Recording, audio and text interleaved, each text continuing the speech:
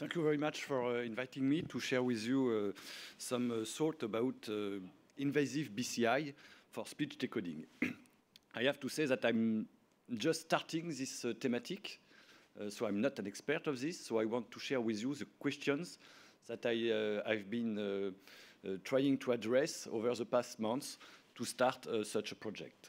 I will start with a brief historical perspective. And the term brain-computer interface has been coined in 1973 by this paper of Jacques Vidal. And he described his work, his research work, and he said it was meant to be a first attempt to evaluate the feasibility and practicality of utilizing the brain signals in a man-computer dialogue. So this is how it looks like 15 years ago. So you had an experiment room where the patient was recorded, and also he was recording what he was doing. There is a control area which makes the link between the experiment and the computer area. So it's funny because if you look at this computer, it was 15 years ago, of course, the RAM was 4 megabytes, and it was supposed to be the biggest computer at that time. But what is interesting as well is that there is some feedback. So you see that the control area is sending something back to the patient. So what is absolutely incredible is that if you look 40 years later to this milestone achieved by the team of Brown University, where a locked-in patient is able to control a robotic arm, this is exactly the same setting, because you have the patient, you have the recording device, you have the feedback through the robotic arm, and you have the control area. You see this guy behind his screen controlling what's happening between the patient and the feedback. So it's incredible because all the concepts were already seen at that time. And what is intriguing as well is that in the second part of this sentence, while at the same time developing a novel tool for the study of neurophysiological phenomena that govern the production and the control of observable neuroelectric events, more or less, I think this is the intuition of biofeedback. And if you look at the last paper from the team of Brown University, this is exactly what they have done. They have an experiment whereby recording one electrode, they give to the patient a signal, the position of a cursor, and by using 10 seconds of this position, the patient is able to learn how to control the position of the cursor. And then they can test if the patient is able to control the cursor to go down to a target that is given to the patient. So this is incredible because this biofeedback was already intuitively put in the formulation of Jacques Vidal. Now, if we go to the trial, the previous trial of speech decoding in locked-in patients, to my knowledge, there is only one study with a full implantation in a real patient for speech decoding. It is the work of Kennedy. He's a neurologist. He created this neurotrophic electrode, which is a very old-fashioned electrode, but the advantage is that it was a real interface because the axons were growing along the wires. So it was a real biological interface with the electrode.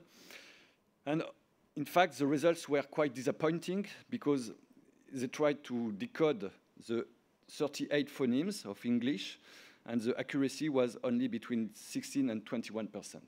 So it was very far from being something useful for the patient.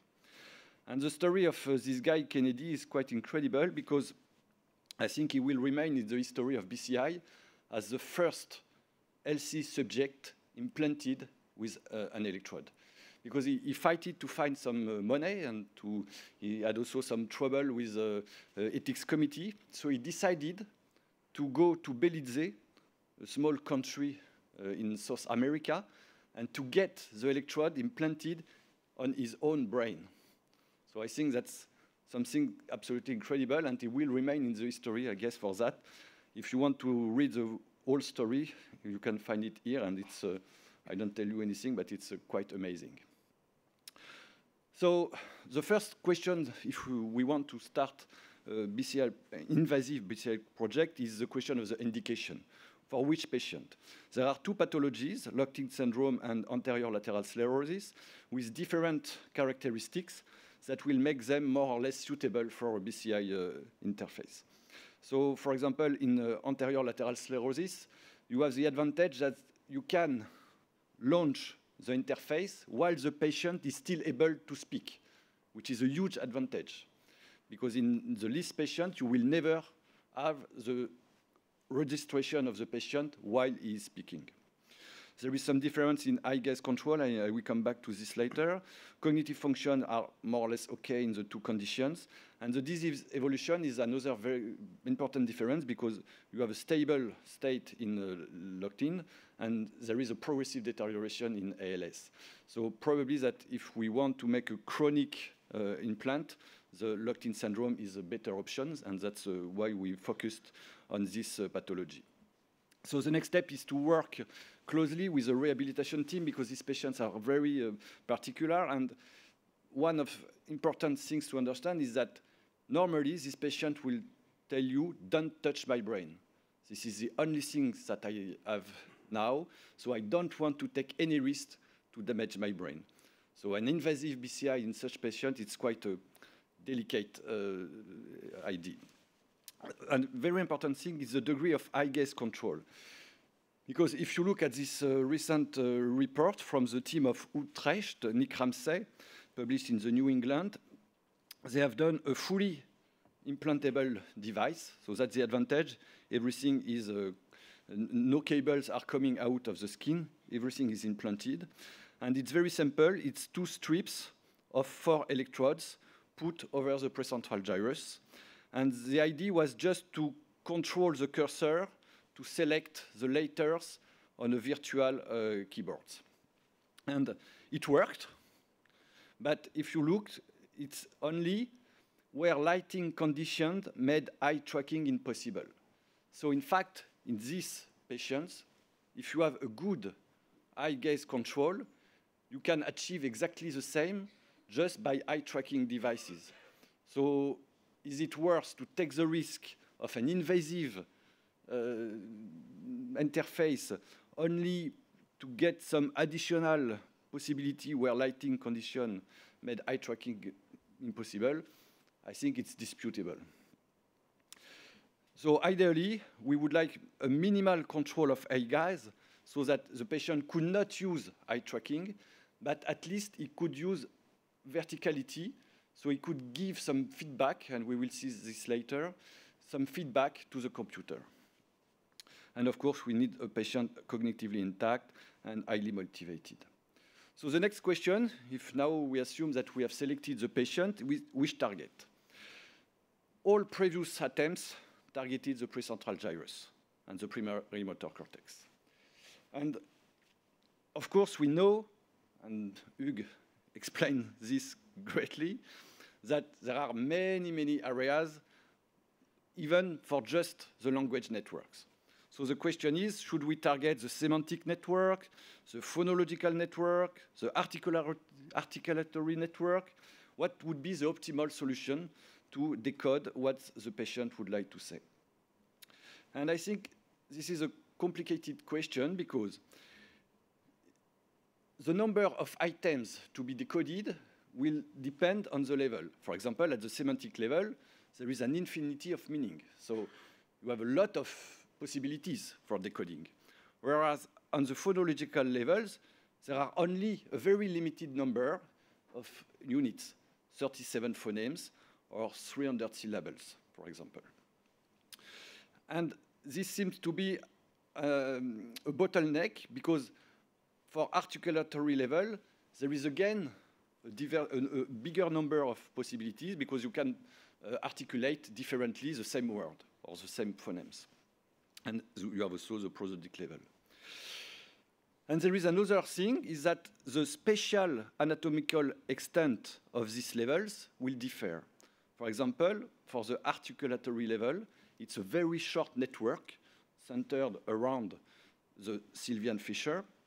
For the phonological network, it's a little bit more extended. And for the semantic network, it's even more bigger. It's even more large. So this means that the surface to be covered will increase. And that's a problem because you cannot increase indefinitely the number of electrodes. So I think the most reasonable options is the articulatory network. And this is a paper to be published in a few days, I guess, from a Hugh team, showing all the network generating articulatory disorders when stimulated. And this is the network stimulating phonological disorder when stimulating, which is also quite reasonable. It's not too large. So probably the best networks are the articulatory level and the phonological level. This one is a little bit larger, but there are less units to be decoded. This one is spatially very limited, but there are more possibilities to be decoded. So that's the two options that could be studied at that now. And of course, these are an atlas of locations, and you have to move to a patient-specific location. So we have, of course, fMRI, magnetoencephalography, and why not intraoperative mapping? We can imagine that for the implantation, we can do it awake. We can put grids of electrodes, ask the patient to do a task of inner speech, study the gamma activity, the gamma frequency activity, and target the definitive spot where the electrodes should be put. Now, if you have selected where you want to put the electrodes, you have to select which kind of electrodes you want to put. So a lot of BCI invasive were based on the Utah array, these very small electrodes. But there are well-known disadvantages because it's truly invasive. You can see this study and this histological study showing the gliosis surrounding all the small electrodes. There is this neurotrophic electrode, which has more or less the same disadvantage, but the advantage is that it's truly intermixed with the axons. So now almost all projects are targeting ECOG, that is just strips of contacts. And for example, as I said, 2 strips of 4 electrodes in this team of Utrecht. And the team of San Francisco, Edith Chang, which is not a real locked-in patient study. It's kind of preparatory studies in epilepsy surgery. So they want to take advantage of this preoperative mapping to do some research for brain-computer interface. And they use this kind of huge grids, high spatial density. And in the next future, we will have some micro-ECOG. This means more than 16 contacts for 1 centimeter squared. So there are a lot of new companies which are now offering this kind of high-density micro-ECOG, and that's probably the best option to decode these areas. So the next most important point is the methods of machine learning, because you will record some signals, and you want to decode these signals in an acoustic signal. So this leads us to some basic notions in machine learning. So machine learning is a machine with learnable parameters. So you have to feed the machine with a big number of examples of the non-mapping between an ECOG signal and the acoustic output. And the signal has a number of continuous variables. You can say that in the ECOG signals, you can describe it by a number of variables, which is called the dimensionality. And the problem is that the number of samples that you have to give to the machine strongly increases with the dimensionality. So the more you need variables to describe your signal, the more examples you will have to feed the machine. And this means that you have to do a dimensionality reduction. For example, if you have 1 electrode, 1 second of recording, sampled at 200 Hertz, This means 200 predictors. For 64 electrodes, this means more than 10,000 predictors. So that's a lot. So you need to reduce the dimensionality. And that's exactly what is done by Utrecht and San Francisco teams. For example, they take the average high-frequency band. Instead of 1 second, they just take the average of the high-frequency band. Once you have reduced the dimensionality, you have to use two different kinds of decoding. One is the standard classifiers. So you just have a certain number of dimensions. You have different classes that you want to decode. And there are some algorithms that will find the frontiers between the two classes. And then you can predict, based just on the dimension, on the value of the two dimensions, which class it belongs to. And that's what is done in all approaches targeting the phoneme decoding. That's what has been done by Kennedy and what has been done by Nick Ramsey. For example, Nick Ramsey in Utrecht, they tried to decode 5 phonemes, so 5 classes, from a number of contacts, which was between 32 and 64.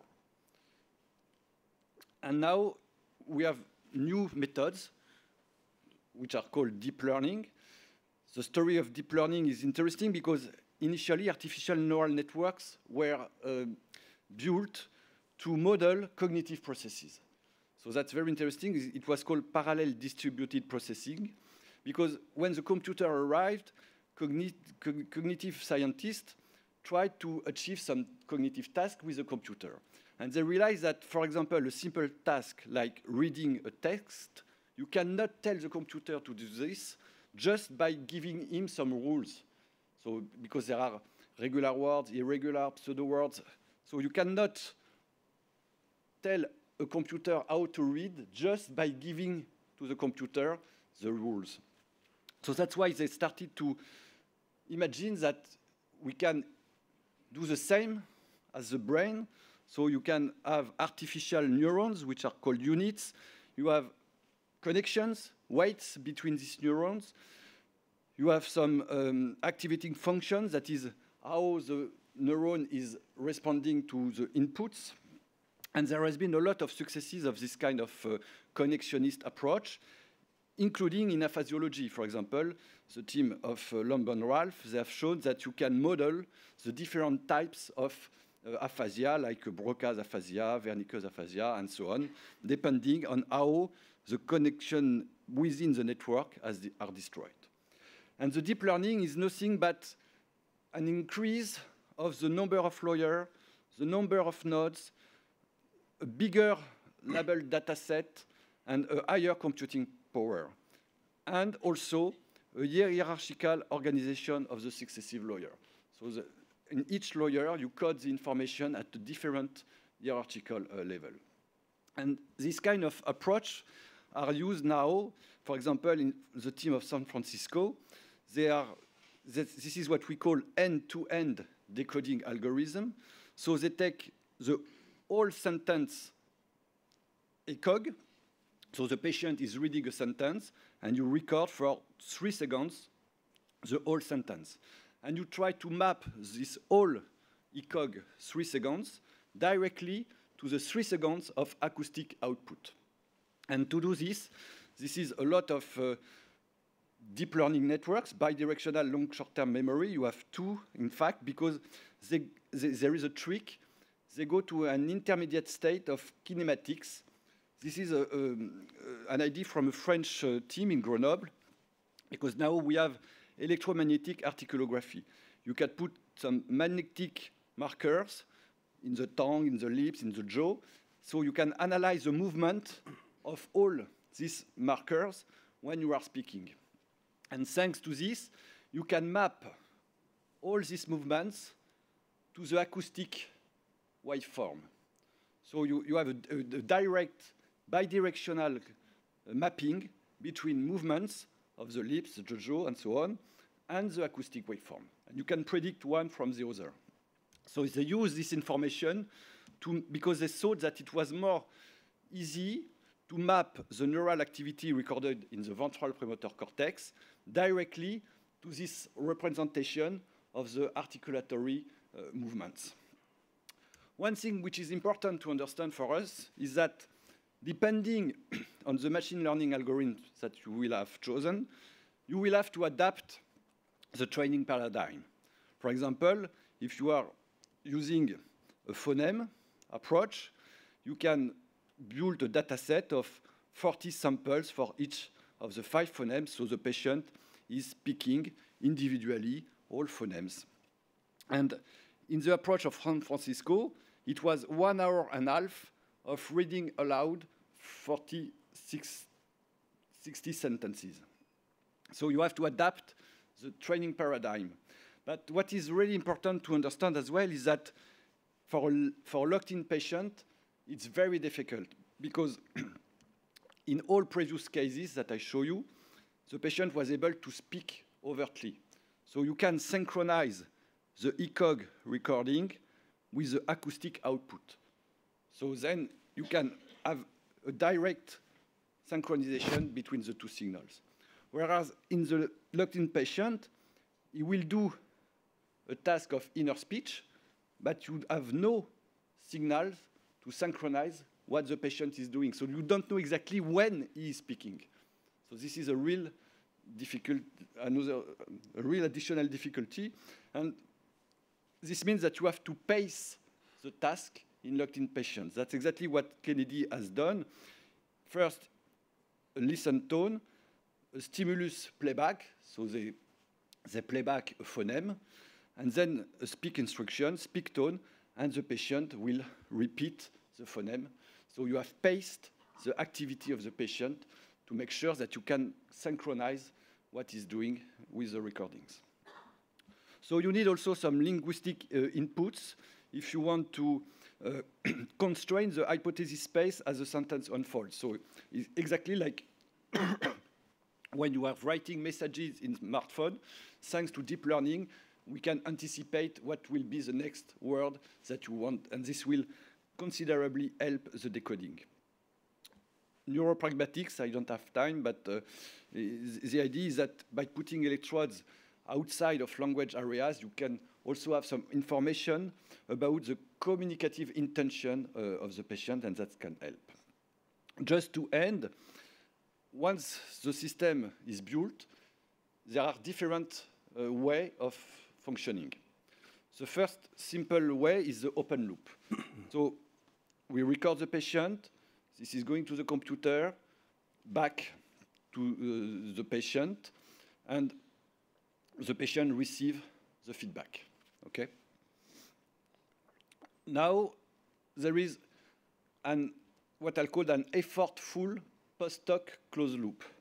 So you record, computer, feedback, and the patient can give his feedback through the eye tracking back to the computer. So this means that you can inform the computer that this syllable has not been adequately decoded. And you can imagine the same, but effortless. I mean, you record, it's going to the computer, back to the patient, and you record some signal in the brain that will tell to the computer that it is what the patient expected or not. So this is well known. This is more or less the negativity mismatch. So you record directly from the brain if the computer has made an error or not. And you can even imagine what I call on-the-fly closed loop. You record, it's going to the computer, and before sending back the feedback to the patient, you go to a stimulating device and you stimulate the brain, depending on the preparatory decodings that the computer has done. And only after 1 or 2 cycles of this... You have 1 minute, excuse me. Yes, sorry. And you go to the output. So finally, there are some ethical issues, of course, like the patient, we have to find a trick so that only the patient can turn off and off the decoding system. There are some risks for the patients, infection, depression in case of failures. And there are some risks for the society as well, because we know that if it's working, someday it will be implanted in healthy individuals. And in fact, this has already been done by Kennedy. There are some studies showing how to evaluate the results. And in summary, launching a BCI speech decoding is truly a multidisciplinary teamwork. You need a rehab doctor, a neuroscientist, neural engineer, neurosurgeon, data scientist, linguist. I think there are two main pathways. One is the articulatory pathway, and the other one is the phonological.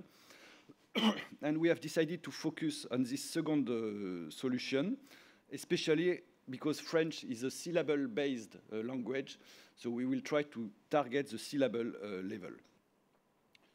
Thank you for your attention. Thank you very much, Emmanuel.